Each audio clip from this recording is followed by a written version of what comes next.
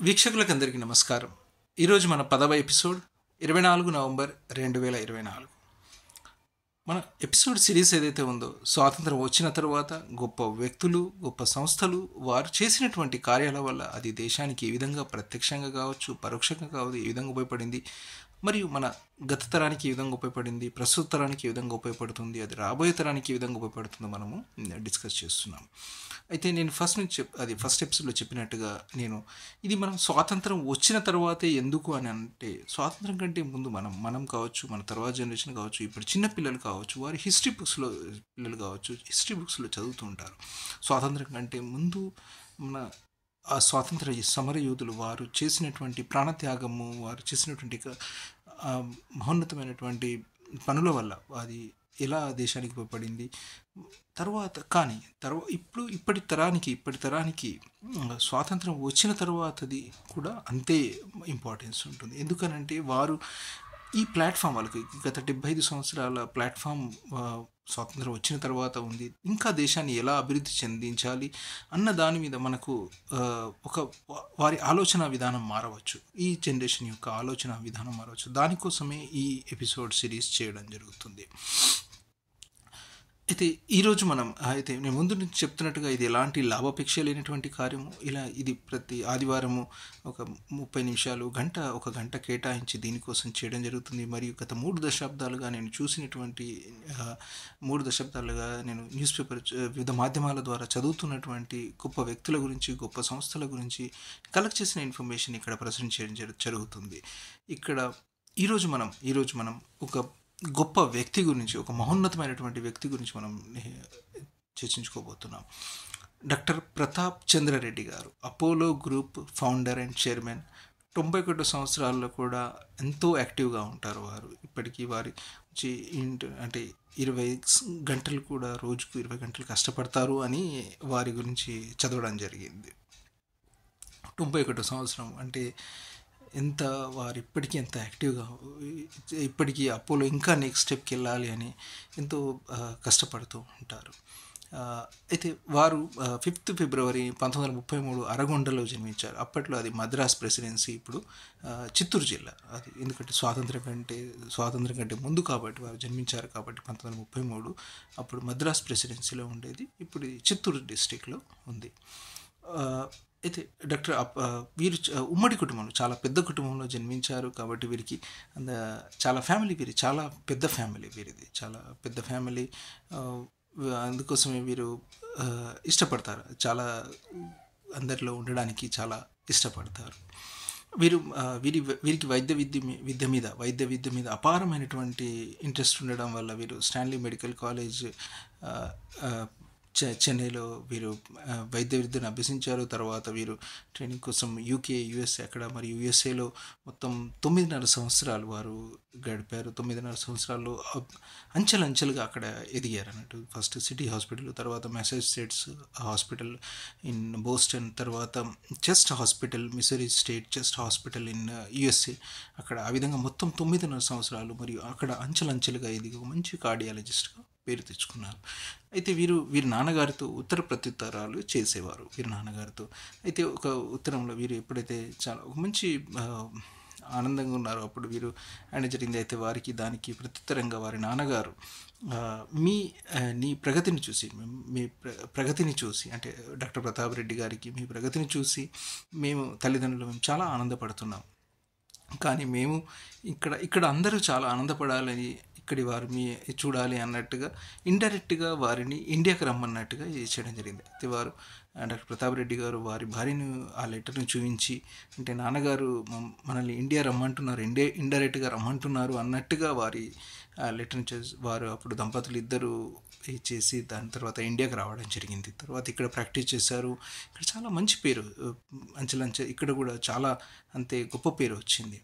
అయితే ఇప్పుడు అప్పటి ముఖ్యమంత్రి స్వర్గీయ నందమూరి తారక రామారావు గారు ఎప్పుడైతే వారికి బైపాస్ సర్జరీ కోసం, కార్డియాక్ సర్జరీ కోసం యూఎస్ఏ వెళ్ళారు. అయితే డాక్టర్ డెంటన్ కోహ్లీ గారికి వీరు మాట్లాడడం జరిగింది. వీరు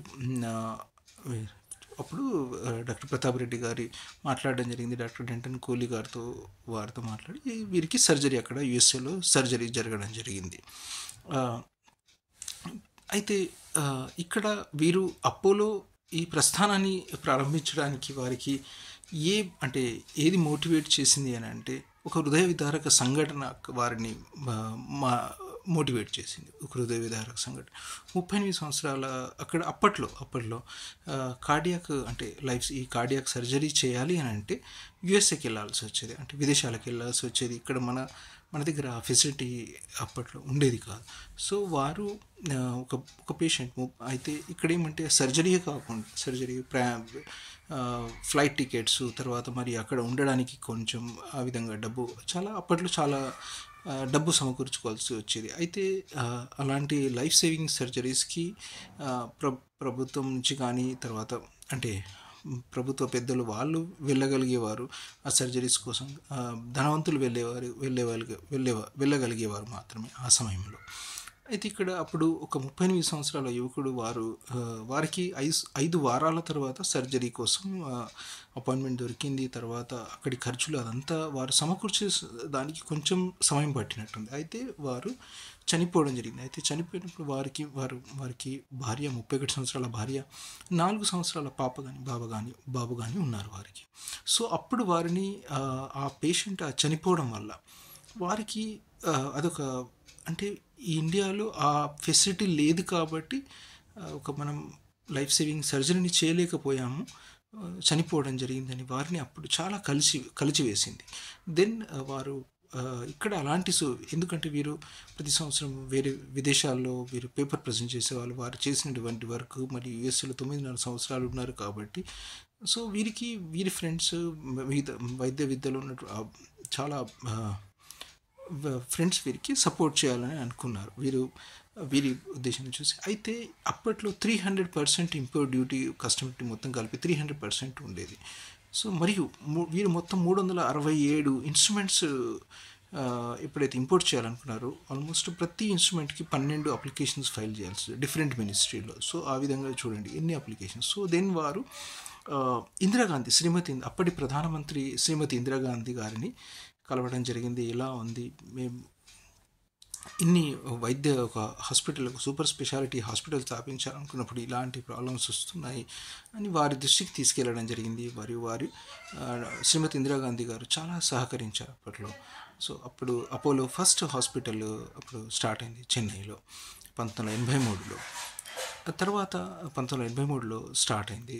డాక్టర్ జ్ఞాని జైల్ సింగ్ గారి వారి చేతుల మీదుగా ఫస్ట్ హాస్పిటల్ స్టార్ట్ అయింది. సో ఇక్కడ అపోలో ప్రస్థానం చూసినట్టయితే అపోలో ఏదైతే ఉందో ఫస్ట్ ఇయర్ 300 సర్జరీస్ జరిగాయి. 300 surgeries cardiac surgeries. So 97% accuracy, 97% success rate, accuracy కాదు, 97% సక్సెస్ రేట్గా ఉంది. మరియు సెకండ్ ఇయర్లో 540 సర్జరీస్ జరిగాయి కార్డియాక్, 97.4%.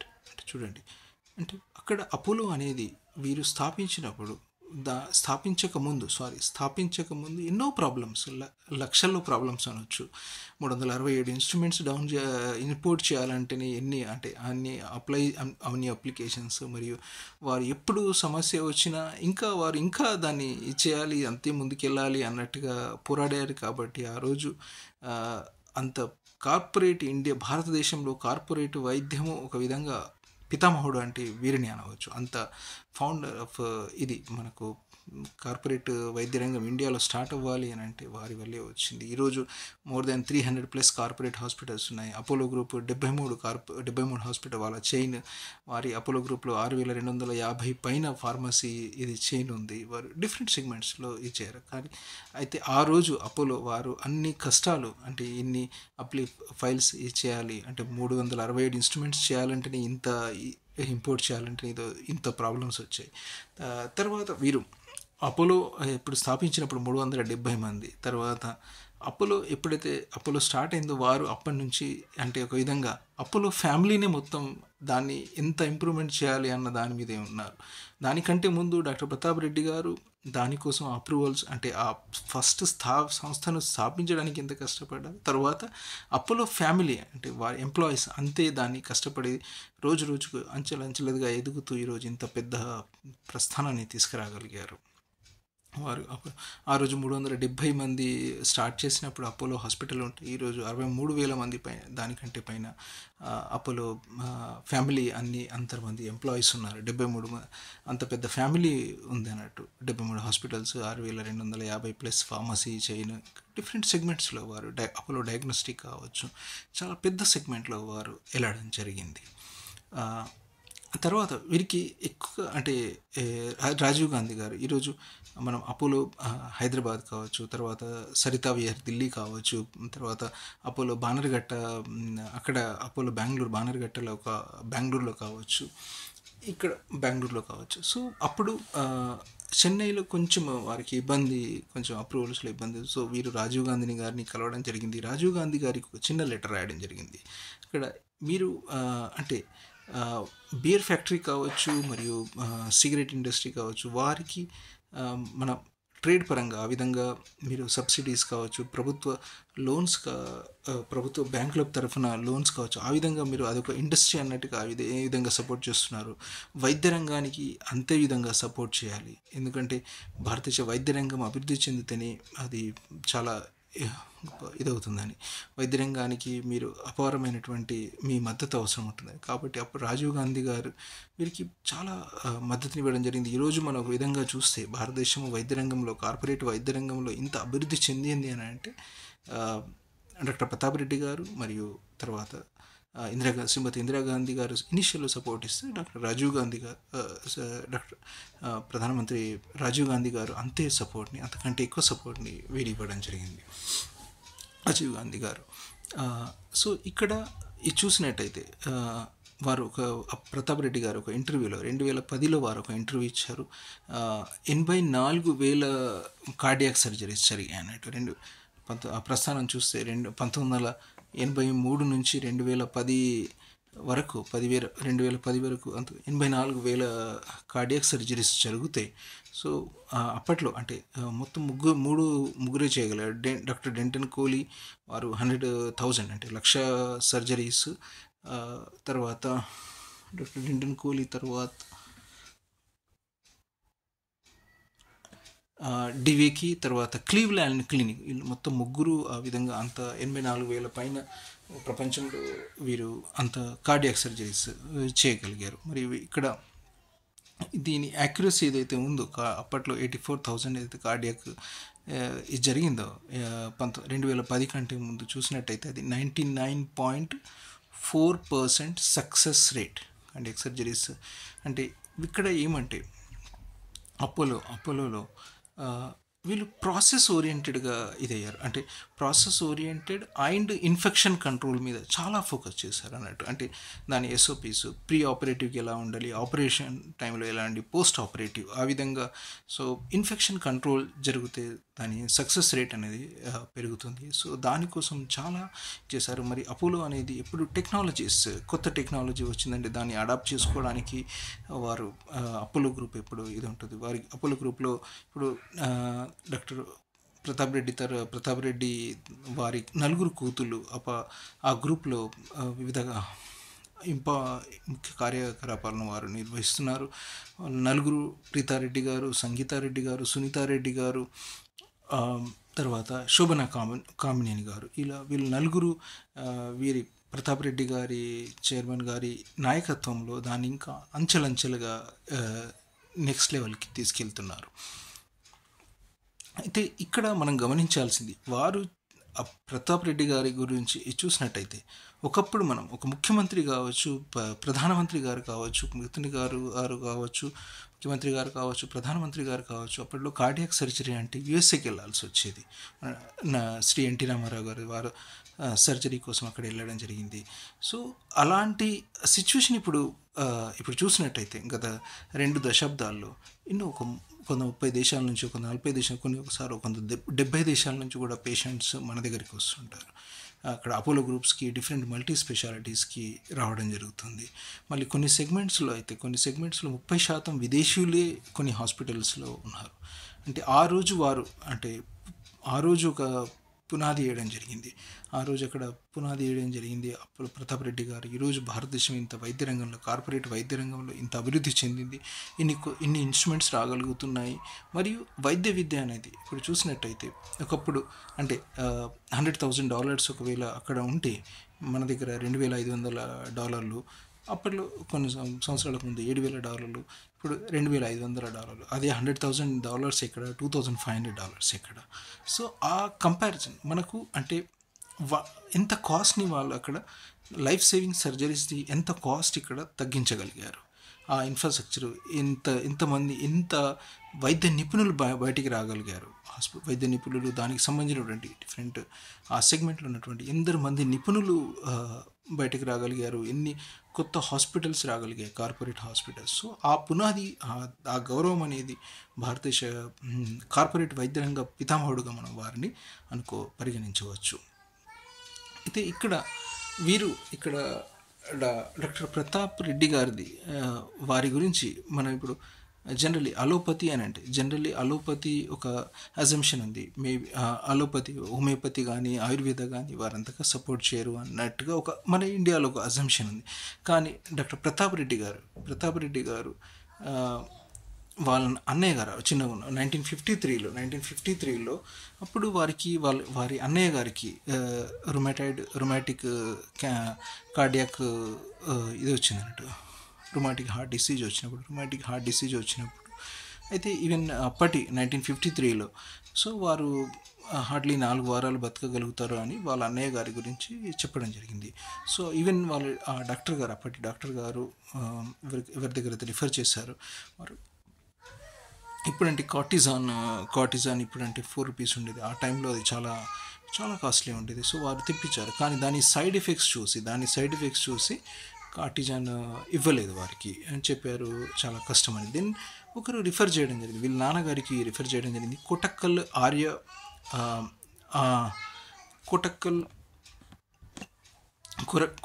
ఆర్య వైద్యశాల, ఇది కేరళలో ఉంది. కొటక్కల్ ఆర్య వైద్యశాల ఇది కేరళలో ఉంది.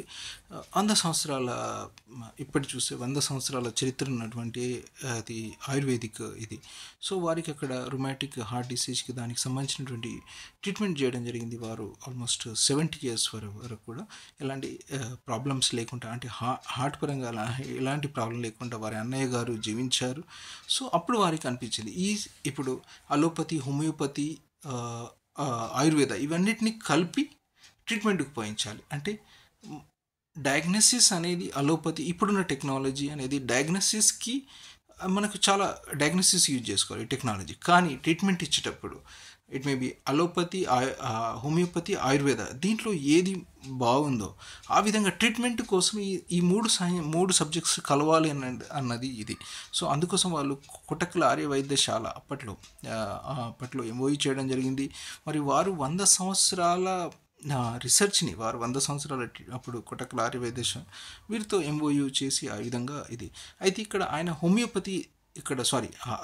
ఆయుర్వేదం గురించి ఎందుకు అంతగా ఇదన్నంటే, ఆయుర్వేదం అక్కడ ఇది చాలా కాస్ట్ ఎఫెక్టివ్ ట్రీట్మెంట్. ఎందుకంటే ఆయుర్వేద ట్రీట్మెంట్ కాబట్టి అక్కడ ఉన్నటువంటి దగ్గర ఉన్నటువంటి రిసోర్సెస్ ద్వారా అది తీసుకుని ఆ ట్రీట్మెంట్ చేస్తున్నారు. సో అక్కడ మనకు అనేది వైద్యం ఖర్చు అనేది చాలా సిగ్నిఫికెంట్గా తగ్గుతుంది. కానీ వైద్యం సిగ్నిఫికెంట్ తగ్గుతుంది, దాని అవైలబిలిటీ పెరుగుతుంది. ఓన్లీ ఏంటంటే అది కంటెంట్, యాక్టివ్ ఇంగ్రీడియంట్ కంటెంట్ అనేది తెలుసుకోవాలి. సో ఇప్పుడున్న టెక్నాలజీస్ దాన్ని దాని ద్వారా యాక్టివ్ ఇంగ్రీడియంట్ తెలుసుకొని ట్రీట్మెంట్ చేయాలి, దాని డాక్యుమెంటేషన్, దాని స్టడీస్ చేయాలి. సో ఆ విధంగా దాన్ని ఒక డాక్యుమెంట్ చేయాలి అన్నది ఆయన ఉద్దేశం. చూడండి, సో అందుకోసమే సైన్స్ కావచ్చు, ఏదైనా ప్రతి ఒక్క దానికి ఒక సైంటిఫిక్గా మనం వెళ్తూ ఉంటే సో మనకు ఆ విధంగా సొల్యూషన్స్ చూడండి. సో వీరు అలోపతి అయ్యండి, వారి దాని బ్యాక్గ్రౌండ్ చూసినట్టయితే అలోపతి, హోమియోపతి, ఆయుర్వేద ఇవన్నీ కలిసి రావాలి. ఆ ట్రీట్మెంట్కి మనం ఏది బెస్ట్ ట్రీట్మెంట్ అవుతుందో దాన్ని ఇంప్లిమెంట్ చేసేటట్టుగా ఉండాలి అన్నట్టుగా వీరి ఆశయము. మరియు వీరి ఉద్దేశం ఏంటంటే అప్పట్లో 100 బిలియన్ అంటే 100 కోట్లకు టచ్ అవ్వాలని. వారు ఆల్రెడీ అపోలో అందరి మనసులో మన 140 కోట్ల భారతీయులము మనం ఆల్రెడీ అందరికి అపోలో ఏదో ఒక విధంగా, మేబీ అపోలో ఫార్మసీ కావచ్చు, అపోలో డయాగ్నోస్టిక్ కావచ్చు, ఏదో ఒక విధంగా వారితో మనం అపోలో గ్రూప్తో మనం కనెక్ట్ అయి ఉన్నాం. సో వారి ఇంకా అపోలో డాక్టర్ ప్రతాప్ రెడ్డి గారు ఇంకా వారి ఆలోచనలు ఇంకా చేస్తూ భారతదేశాన్ని ఎంతో ఉన్నతంగా తీసుకెళ్ళి వీరికి బిరుదులు భారతదేశ ప్రభుత్వము 1991లో పద్మభూషణ్తో సత్కరించడం జరిగింది. 2010లో పద్మవిభూషణ్తో సత్కరించడం జరిగింది. తర్వాత 2022లో ఇండియన్ మెడికల్ అసోసియేషన్ వీరికి లైఫ్ టైం అచీవ్మెంట్ అవార్డు ఇవ్వడం జరిగింది. సో వీరి సేవలు అమూల్యమైనటువంటి. భారతదేశం ఈరోజు ఇంత కార్పొరేట్ వైద్య రంగంలో ఇంతగా ఉంది అని అంటే వారి వారు చేసినటువంటి పోరాటమే అనొచ్చు. ఎందుకంటే ఆ సమయంలో వైద్య రంగంలో అసలు ఇన్స్ట్రుమెంట్ ఇంపోర్ట్ చేయాలంటే 300% డ్యూటీ ఉన్నటువంటి దాని నుంచి దాని ప్రభుత్వాన్ని రిక్వెస్ట్ చేయడము, వారు దానికి అంతే సమర్థించడము, వారికి సపోర్ట్ ఇవ్వడము. ఈరోజు మనం ఇంత వైద్య రంగంలో ముందుకున్నాము అనంటే, ఇంత వైద్య నిపుణులు, ఇంత ఇన్ఫ్రాస్ట్రక్చర్ మన దగ్గర వచ్చింది, 300 పైన హాస్పిటల్స్ వచ్చాయంటే దానికి అంతటికీ ఒక గొప్ప వ్యక్తి, మహోన్నతమైనటువంటి వారి యొక్క విజన్. విధంగా వారు ఏమంటుంటారంటే ఇంకొకటి, మన భారతదేశం అనేది 3 డిసీజెస్కి, డయాబెటిక్, హార్ట్, క్యాన్సర్, ఈ 3టికి ఒక విధంగా భారతదేశం అనేది వరల్డ్కి క్యాపిటల్గా మారిపోయింది, డిసీజెస్కి క్యాపిటల్గా మారిపోయింది. సో దానికోసం ఆ విధంగా ఒక కంటిన్యూస్గా ఒక్కొక్క డిసీజ్ మీద ఒక 10 సంవత్సరాలు కేటాయించి దానికోసం చేయాలనేది వారు ఒక విజన్లో అది ఒక భాగము. వారు అదేవిధంగా వారు ఇంకొకటి ఏంటంటే, వారు రాజకీయాలు ఏ పార్టీతో వారు ఈవెన్ వారికి రాజ్యసభ సభ్యత్వం వచ్చినా, రాజ్యసభ సభ్యత్వం అవకాశం వచ్చిన, రాజ్యసభది అవకాశం వచ్చినా వారు స్వీకరించలేదు. ఎందుకనంటే వారు అపోలో ఆ విజన్లో వాళ్ళు అంతగా వారి సమయాన్ని కేటాయించడము అంతే. మరియు ఒక విజన్తో వారు వెళ్ళారు అంతే. ఈరోజు అపోలో ఇంత పెద్దగా అయిందేనంటే, అపోలో అంటే అది గ్రీక్ దేవుడు. అపోలో పేరు గ్రీక్ దేవుడు. వారి అమ్మాయి ఈ పేరుని సజెస్ట్ చేయడం జరిగింది. ఈరోజు ఇంత ముందుకెళ్ళింది. వారు ఆరోగ్యంతో ఉంటూ ఇంకా అపోలో గ్రూప్ని నెక్స్ట్ లెవెల్కి తీసుకెళ్ళాలి అని కోరుకుంటున్నాను. వారికి శిరస్సు వంచి నమస్కరిస్తున్నాను.